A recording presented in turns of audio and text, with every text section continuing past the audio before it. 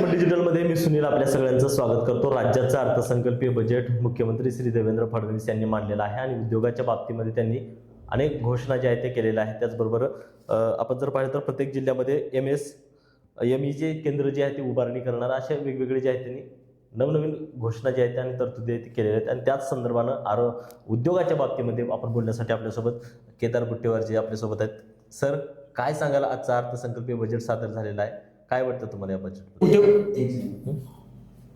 Sir, उद्योगाच्या बाबतीतही जर पाहायला गेलं तर MSME डेव्हलपमेंट, इन्फ्रास्ट्रक्चर डेव्हलपमेंट आणि काही ज्या गोष्टी आहेत ना त्या फूड इंडस्ट्रीसाठी पण खूप चांगल्या पद्धतीने आहेत बजेटच्या दृष्टिकोनातून।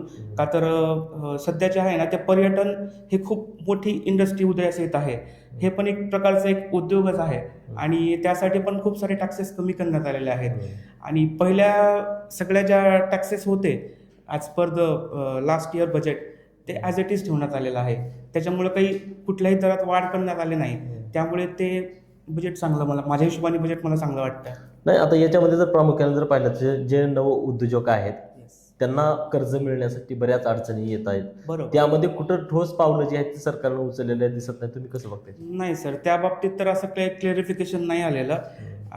तर मला असं वाटतं की अजून थोडी काही क्लिअरिटीची आणि थोड्याशा त्याच्यात दुरुस्तीची आवश्यकता वाटते माझ्या दृष्टिकोनातून। या बजेटबद्दल तुम्हाला म्हणजे काय अपेक्षित होतं की काय वाटतं, अजून काय बदल करायला हवे होते उद्योग क्षेत्रासाठी? थोडंसं स्किल इंडिया जे आहे ना, स्किल डेव्हलपमेंट, कौशल्य विकास या गोष्टीवरती अजून थोडंसं फोकस करायला हवं होतं। ओके, 10 पैकी सर 5 येस। ओके, एकूण जर पाहिलं तर उद्योगाच्या बाबतीमध्ये समाधानकारक जे आहे ते बजेटमध्ये जे आहे ते सादरीकरण जे आहे ते श्री देवेंद्र फडणवीस यांनी केल्याचं सांगितलं जात आहे। मात्र अनेक जे नव उद्योजक आहेत त्यांना मात्र या बजेटमधून म्हणावा तेवढा दिलासा जो आहे तो मिळाल्याचं सुद्धा पाहायला मिळत नाही।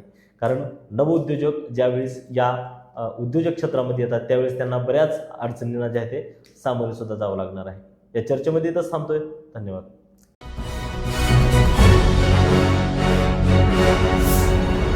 Thanks for watching Ekmat Digital.